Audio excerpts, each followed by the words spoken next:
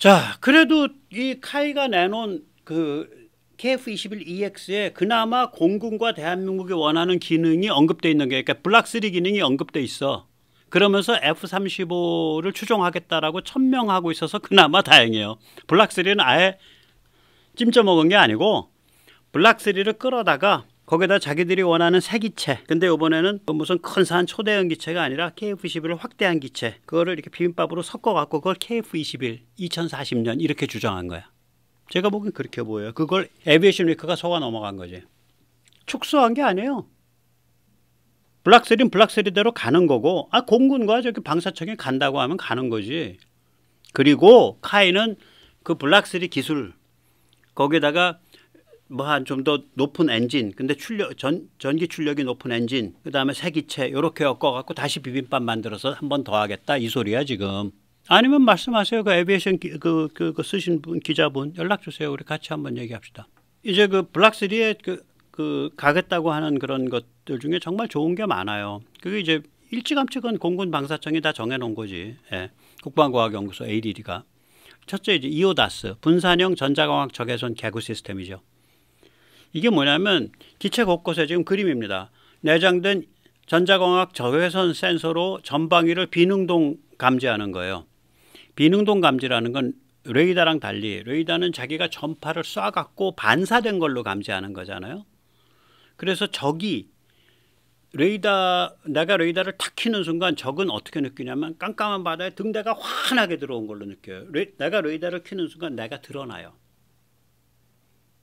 물론 그 안 드러나게 뭐 전파, 주파수 건너뛰고 어쩌고 저쩌고 그런 여러 방식의 첨단 기술이 있지만 그럼에도 불구하고 드러날 가능성이 커요. 그걸 이제 그런 방식을 능동 센서라 그러죠. 내가 뭔가를 능동적으로 보내갖고 반사파를 하는 거. 예를 들어서 박쥐의 소나는 능동 센서죠. 내가 음파를 발생해서, 내가 박쥐라면, 백모가 박쥐라면 음파를 발생해서 나오는 거를 하는 거니까. 레이더는 능동 센서죠. 근데 이 EO 전자광학, 그건 눈이랑 같은 거예요. IR은 뭐냐면 적외선을 볼 수 있는 눈이라고 생각하시면 돼요. 우리가 가시광선 이쪽이 바로잖아요. 그래서 근적외선은 가시광선이랑 가까운 거고요. 원적외선은 가시광선이랑 멀어진 거예요. 가까운 적외선, 근적외선, 가시광선이랑 가깝다는 소리예요. 그래서 결국은 EO와 IR은 어떤 빛의 파장에서 같은 거예요. 스펙트럼만 다를 뿐이지. 그래서 두 개를 통합을 해갖고 전방위를 비능동 감지하는 겁니다. 저게. 저러면 뭐가 좋냐? 저러면 뭐 아주 훌륭하죠. 내가 안 들키고 다 둘러다 볼 수 있으니까. 네. 그 다음에 이제 내부 분양창, 그 다음에 전자전. 이 전자전도 이제 예를 들면 이런 거죠. 전자전에 제모 공격을 하잖아요. 제모가 별도로 있기도 하지만 가장 강력한 제모가 될 수 있는 장비가 있어. 이 비행기에는 A사 레이더가 제모 역할을 할 수 있어요. 주파수를 때려가지고 방향을 잡을 수 있으니까 그게 제밍이네. 주파수 대역 설정, 방향 설정. 그러니까 전자전. 그 다음에 지향성 통신. 그러니까 정해진 위치로 정해진 강도로 신호를 쏘는 거죠. 그래서 정해진 주파수 대역으로. 그래서 멀리 있는 애는 우리끼리 소곤소곤 통신하고 있는 걸 몰라. 통신이 되고 있다는 걸. 그게 지향성 통신이에요. 그 센서용화. 예를 들어서 뭐 전투기의 센서 그러면 레이더도 있고 전자광학도 있고 적외선도 있고 그 다음에 그 전자전의 그 수신 분석기 있잖아요. 그걸 ESM이라 그래요. 저 전파가 어디서 어느 방향으로 오고 있다. 이거 다 수신해서 분석하는 거. 이런 것들이 하나의 그림으로 나타나야죠. 하나의 공간인식으로. 소스가 다른 게. 센서융합이라고요. 이런 것들이 지금 F-35가 기막히게 해내고 있는 일이고 이런 걸 하자는 게 우리 블락3라고. 카이는 감히 블락3를 뭉개갖고 이거 내가 카이 사장 같으면 이렇게 해요. 이런 것들은 우리가 아니라 전문 회사들이 지금 열심히 하고 계신데 국방부, 방사청, 국방과학연구소 지도 아래 전문 회사들이 성취가 있는 대로 우리는 최대한 해서 이거를 하겠습니다. 뭐 우리가 장담은 못하지만 전문 회사들의 스케줄상으로 보면 지금 희망사항은 2032년 말까지는 되게 이런 게 어느 수준까지 갈 것 같습니다. 뭐 이런 발표가 나와야 되는데 그걸 다 뭉개 갖고 2040년 KF-21 EX라는 데 해놓은 거 아니야. 그럼 그건 다르게 표현하면 국방부 말이야. 당신들 정신 똑바로 차려. 내가 KF-21 EX 새 기체하는 거 동의 안 하면 우리 통합 안 할 거야. 우리 개길래. 반항하는 거잖아. 나쁘게 말하면 그렇게 해석되는 거예요. 이거. 몰라. 내가 워낙 싸나워서 그런지. 앞으로 10년 안에 위 기능에 국산 미사일 통합되고 유무인 합동작전이 구현되면 대성공하는 거예요. 무슨 KF-21 뭐 새 기체 뭐 이런 거 따질 필요가 없다고. 지금은 좌고우면 할 게 없어요. 달려가야 될 길이 많아. 이게 공군 방사청 국방부 국방과학연구소의 목표입니다.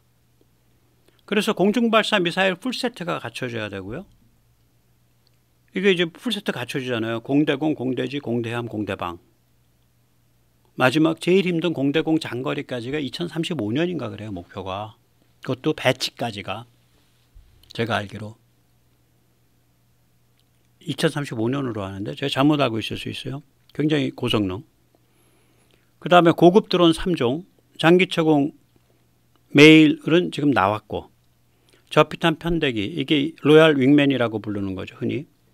이게 아마 처음 제대로 날아다니기 시작하는 게 2027년 될 겁니다. 스텔스 정찰기 가오리 이게 요새 조금 뒤로 미뤄지고 있어요. 근데 이거 미뤄지는 게 좋아요. 이게 왜 그러냐면 이걸 폭격기라고도 착각하는데 이게 정찰, 센서, 정찰, 통신 이런 게 주 임무예요. 그러면 위에 엔진도 만들어져야 되고 엔진이 10,000파운드짜리 엔진이거든요. 엔진이 있어야지. 위에 적에도 통신 위성이 쫙 깔려서 망이 구성돼야지. 통신 인프라가 돼 있어야 돼요. 그 다음에 얘에 들어가는 센서나 통신 이런 그 전자기기라는 게 우리 전자전 장비하면서 전자전기 개발하면서 나오는 노하우하고요. 얼마나 그 노하우를 옮겨받을 수 있을지 모르겠는데 저게 뭐죠? 그 조기경보기 지금 사업 진행되고 있잖아요. 아직 업체 선정 안 하고 있죠. 조기경보기 하면서 나오는 노하우가 있어야 돼요. 이게 있어야 이 스텔스 정찰기에 이걸 박아 넣어요. 그러니까 이건 조금 늦추는 게 낫죠. 오히려. 늦춰지더라도 2031년 2년이면 이것도 나올 거라고. 그러니까 이런 것들이 이제 되면서 힘이 강해지는 거거든요. 지금 이 길을 가야 되는데 무슨 KF-21 EX 같이 말 팽팽 돌려가지고 새 기체 아니 새 기체에 무슨 뭐니 맺혔나 왜 그래 사람들이. 엔지니어리랑 깊게 얘기하면 최고 경영층이 이런 실수를 안 해. 또 그 국방전략 군사 사상을 깊게 아는 사람들이랑 얘기하면 최고 경영층이 이런 실수를 안 해요. 근데 그런 얘기를 안 하고 산다는 거지. 그냥 뭐 이거나 하고 눈도장 찍고 윤 대통령 주변 인물에 가서 눈도장 찍고 해호거리고 골프 치고 그리고 밑에 엔지니어들한테는 개소리 하는 거고. 엔지니어들은 여기서 이 오다 떨어졌다 저 오다 떨어졌다 여기서부터 여기서 왔다 갔다 건너뛰면서 삽질하고 있는 거고.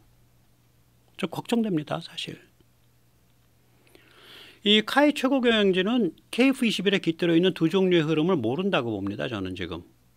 KF-21 DNA는 이중 나선 구조예요. 일단 제 얘기가 아니라 미국 쪽의 전문가들이 비행기의 족보를 나눌 때 F-22는 공대공 요격기로서 그 계열이 F-15에 속하고 F-35는 다목적 전투기로서 그 계열이 F-16에 속한다 이렇게 나눠요. 우리는 그 얘기 들으면 저도 정신이 번쩍 들더라고. 같은 스텔스니까 F-22, F-35 아니라는 거예요.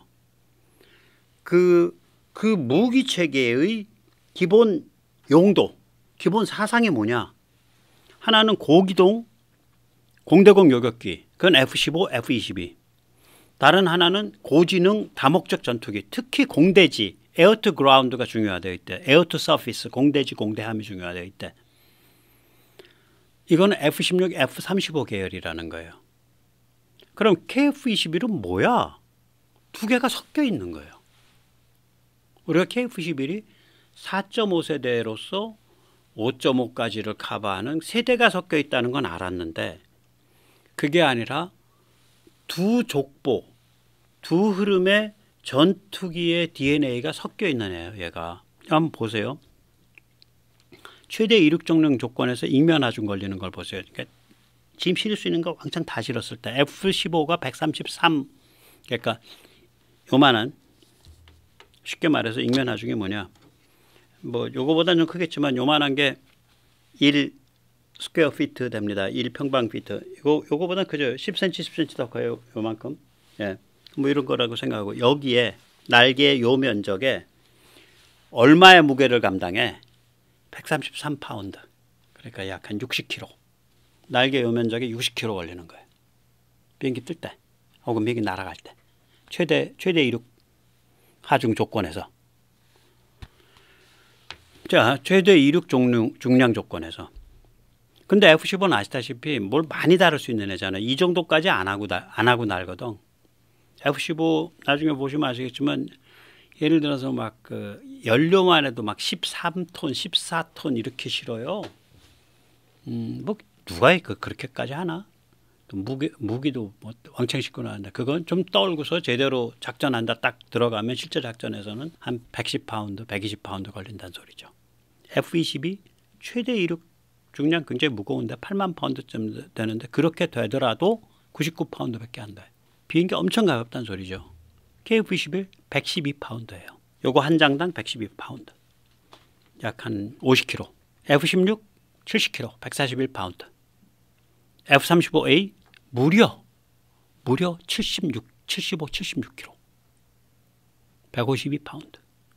여기서 보면 완전히 딱 나뉘잖아요. 이게 그러니까 제가 그걸 보고 뒤통수를 맞고 제가 이걸 한번 계산을 해본 거예요. 그 말이 맞더라고. 그 미국 전문가 말이. 족보가 다른 비행기다 이거야. 그 집안이. 그래서 야 맞아. F-16, F-35가 한쪽 집안이고, 그건 고지능 다목적 전투기고, 얘는 고기동 공대공 요격기고. 그래서 야 이건 좀 다른데 진짜로 그렇게 보니까. 근데 우리 KF-21은 뭐지? 중간에 같이 있는 거라 이게. 그래서 이제 KF-21의 5세대 지능이 구현이 되면요, 세계 최초의 요격기 성격을 갖고 있는 고지능 다목적 전투기가 돼요. 그러니까 요격기 성격이 있다고요. 저거 한번 보세요. 저기 뭐야, 그 최대 속도. F-16이 최대 속도가 1800km대인가 1900km대밖에 안 돼요.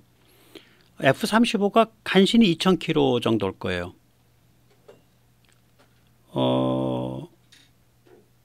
F-15는 훨씬 높고,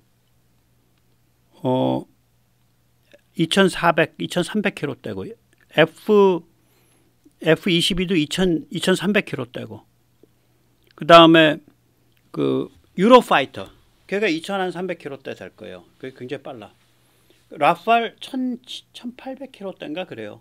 우리 저거보다 FA-50보다 조금 높아. 근데 우리 KF-21을 보세요. 속도 2200km대예요. KF-21이요, 서방에서 몇 번째로 빠른 비행기냐면, 제일 빠른 애가 수치상으로는 유로파이터 최고 속도가, 그 다음이 F-15, 그 다음이 F-22, 그 다음이 KF-21입니다. KF-21이 서방에서 기동성과 속도에 있어서 네 번째 비행기예요. 그러니까 그런 점에서는 요격기야. 그런데 그 요격기에다 대고, 그러니까 뼈대가 요격기에다 대고 거기다가 F-35 고지능을 심겠다. 그래서 심었다. 심는데 성공했다. 그러면 그게 어떤 물건이 나오겠냐고요. 좋은 물건이에요. 그러니까 좌고우면 하지 말고 블락3에 매진하세요. 뭐 KF-21EX 이런 개꿈 내세워서 국민 현혹하려고 하지 말고 제발. 내가 더운데 이렇게 열받아가면서까지 얘기해야 돼. 자, 덤으로 말씀드릴게요. 저는 이거 참 욕심나는데, 4.5세대 KF-21은 내부 공간 예약된 거 6.4 평방 입방메타가 비어있잖아. 그거 어디다 쓰려고? 저는 거기에 내부 연료 넣자. 내부 연료. 스텔스 초장거리 이거 불가능합니다. 내가 그랬잖아요. 아까. 스텔스 초장거리가 되면 괴물과 같은 초고성능 거대 기체가 돼요. 이게 NGAD GCAP가 이거예요. 내부 분장창이 있어야죠. 플러스 15톤 이상, 실은 20톤 가까운 연료를 집어넣어야 돼요. 뱃속에. F-15가요. 5,500km 초장거리를 가려면 외부 연료 탱크 5개를 포함해서 약 35,000파운드, 약 16톤 연료를 집어넣습니다. 그때 외부 연료 탱크는 어깨 뽕한 컨포멀 2개, 배 주렁주렁 다른 배 착탈식 연료 탱크 3개, 플러스 내부 연료 탱크 하면 그게 35,000파운드 나와요. F-15가. 그럼 이게 약 16톤이라고. 근데 이 비행기 크기가 NGAD나 GCAP가 F-15보다 크니까 얘가 한 4,000-5,000km 가려면 얘 한 20톤 집어넣어야 된다는 소리예요. 뱃속에. 얘는 뱃속이잖아. 스텔스니까. 이렇게 비행기가 밑도 끝도 없이 커지는 거예요. 이거 괴물과 같은 비행기예요. 그래서 스텔스 초장거리는 부담이 굉장히 큰 거다. 이건 그 기체의 그 클래스가 다르다.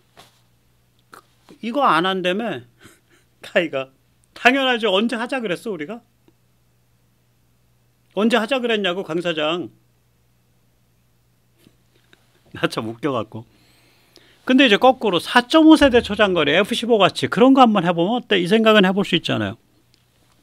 KF-11은 내부 무장창 예약 공간을 사용하면 내부 연료만으로도 4,500 갑니다. 그 6.4 평방메타니까 입방메타니까 그거 다 못 쓰더라도 한 3, 4 입방메타만 쓸 수 있어도 무게로 한 2,500, 2.5톤, 3톤 정도 쓰는 거거든요.